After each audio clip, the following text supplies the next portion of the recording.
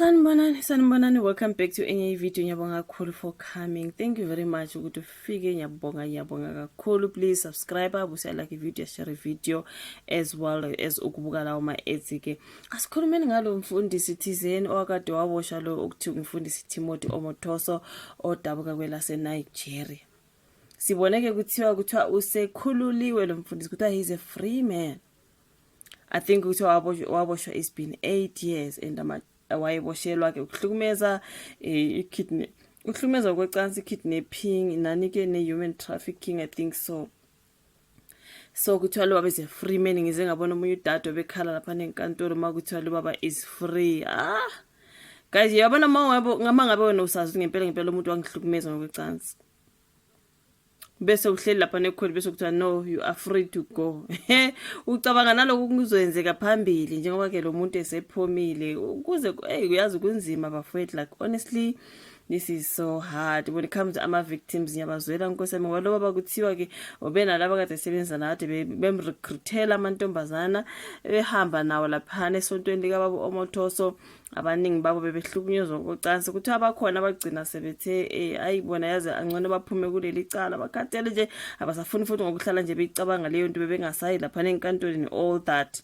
But ugeli lo engimbonile bafethu lapha kaDelisane ekhala Nkosi yami yo wathi nje into engisabayo ukuthi lo muntu lo akazi uyeka lento yakhe isegazini ikuye uzoqhubeka iyenze. Imagine what he's going to continue to do since now sekuthiwa he's free. You are free my man, you can go. Lo mfundisi Mbumbulu owehlukumeza abesifazana allegedly esonteni lakhe kuthiwe kuyasontwa kanti kuningi okwenziwayo lapha allegedly. So manje ama victims kuthiwa ningawo bafethu mangabe kudedelwa abantu abanje abafana nalo baba Omotoso. Kuthiwa kukhonja iNPA ngenjumbani inkantolo idedela ke ubaba Omotoso lubhaliwe futhi udaba laphana ka ephepheni kuthiwa ke iguqe ngedolo phansi wathandaza kumfundisi uthi uguqe ngedolo phansi wathandaza ubaba Omotoso ke ngemuva kokuphuma ke phambili kuona wonke amacala abebhekene nawo enkantolo enkulu yaseGqeberha. Besenze skambo bathanda ukuthandaza mangabe sebese court. Esinqumeni esishaqisayo ijaji ke uEma Skuman liveze ukuthi umbuso uhlulekile ukuveza ubufakazi obuqanda ikhanda nokuholela ekutheni aphume phambili kuwo wonke amacala angu-32 okudlwengula nokushushumbisa ke abantu.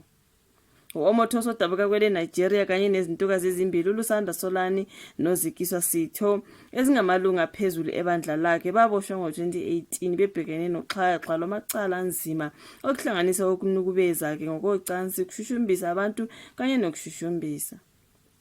Ngaphambi ke kokukhishwa kwesinqumo uChris Webu we-AZAP utshele ke abezindaba ukuthi ke uma kwenzeka uMotoso ephuma phambili kuleli cala kumele kuqinisekiswe ukuthi iNPA iyaphenywa ngobudedengu bayo ekuphatheni leli cala bafethu ize yakhala ingane yabantu lapha. Abasekho safe phela sebeyakhala ngoba bayazi sekho safe. Abazange bamfaka imibuzo kuMotoso ngobufakazi abunikezile kanjalo nangobufakazi babo umbuso ababunikeza isikhathi eside. So Omotoso ke uthole engenacala uphiko lwezobulungiswa lusaqhubeka nokuehluleka izisulu nokunukubezwa ngokocansi kanye nokuhlukunyezwa. So I think ngabantu labakade bephawula and then khona uTekes nophiko lozokushushisa olushaqisa eNingizimu Afrika osuku oludabukisa ngempelezweni ngemva nje kosuku izinkumbi zababhikishi ezweni lonke ziphume umkhankaso othumela imiyalezo umlayezo mhlawumbe oqinile wokulwa nokudlwengula. Timothy Omotoso nozakwabo abafanelwe ukulibona ilanga kodwa ke bakhululiwe kwathiwa free kuwo wonke u-32 mntakabawo. Khona ukuthi udaba lukaMotoso lufakazela nje ukuthi udlame olubhekiswe kwabesifazane nezingane into esazoqhubeka eNingizimu Afrika inqobo nje uma uhlelo lwethu lwezobulungiswa luphazamiseka futhi ke luqhutshwa izilimi ezingakwazi ukusebenza. Omunye wasethi ke siqala noma ke siqhubeka kanjani nokufuna ujustice for Cwecwe ekubeni ke kunezalukazi ezinengqondo esisebenza ngokuphelele zihlulwa uhulumeni. uMotoso nasola nabo bangabantu abakhululekile manje kungakhathalekile ukuthi bangaka abantu asebe phomelo balabafakaza ngaye. Uthe baningi nje bafethu abanye baze bagcina ke sebeqhalanisa nako bathi you know what kodwa bese ejeleke phela ube phakathi manje mase ephumile kanje all the victims sebatatazela manje ukuthi ayi yabona ke manje sesiyothini nali leli khehla liyaphuma kuthiwe liphumile ke uzoyiqhubeka yabona umuntu uma ngabe vele umdlongo into yakhe segazini uyoqhubeka futhi uyovula leli sonto lakhe leqhoki likhona vele lelo sonto I don't even know I don't follow that mhlambe lisasekhona lelo sonto uzobuyela lapha nebe wamfundisi omkhulu ukuze futhi kuyabona besifazi nathi siyathanda bomama sihleli njalo sigijimela kulamasonto la sifike ke siyadlwengulwa ke lapha nonkosi ayikwazi kwako kanti why labafundisi besenze kanje bafowethu hayi Ngiyangilimuke nje ukuthi kwavula ibandla kugijima thina mama kwavula ibandla kugijima thina mama asiyekeni lento bafowethu basihlukumeza laba abantu abathembekile laba bantu Pastor Ntontoni asiyekeni nje ukuya lapho bafowethu asizivikeleni bafowethu asiyekeni ukuya lapho inkinga manje njengoba nawo lo baba Omothosi besebenza nalabo ababili ukuthi ake uyahamba nabo ababhaliwe lana ngamagama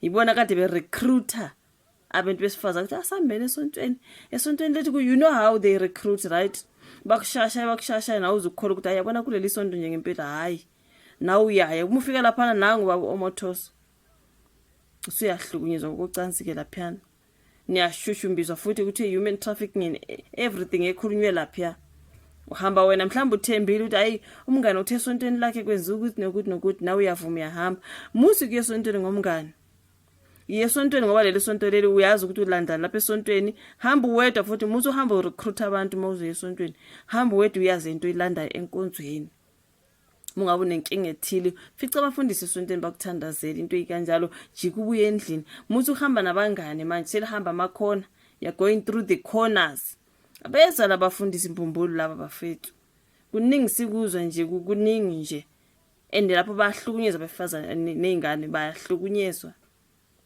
nangu sephumile nangu Omothosi kuthiwa he is a free man bayakhala kabantu manje ama victims bayakhala ke manje we hey awusazi noma uzobadinga abantu babani since abanye baba ama witness lapha Ntonto awusazi manje ukuthi manje sekumele ngenze njani ke manje waphuma umuntu nangu since ngingayofakaza lapha niseyongidinga ebona yonke leyo nto kwaze kwanzima bafowethu ayikwaze kwanzima ukuthi uphumile ke uyaphumba Omothosi kuthiwa he is free he is a free man asazi kwaze kwabuhlungu izwela nje wona ama victims inkosi yami nalabo ababe ngama victims ababe ngama witnesses enkantolo nakho konke ekubheke ngeliso elikhulu kumanje uphumile nje uyokufuna inkosi yami wi